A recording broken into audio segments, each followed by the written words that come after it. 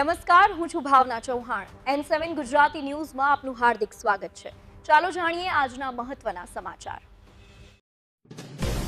Manjusar police station વિસ્તારના આસોજ ગામ પાસે એસએમસીના દરોડા બાતમીના આધારે હાથ ધરાઈ કાર્યવાહી એસએમસીએ કરી રેડ વિદેશી દારૂ 11 લાખ કાર સહિત ટોટલ 21.80 લાખનો રૂપિયાનો મુદ્દામાલ જપ્ત.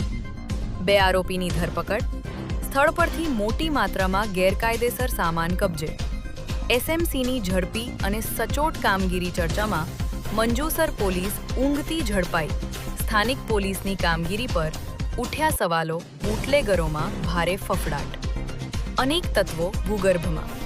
મંજુસર વિસ્તારમાં ચર્ચાનો માહોલ. કાયદો વ્યવસ્થાને લઈને અનેક સવાલો.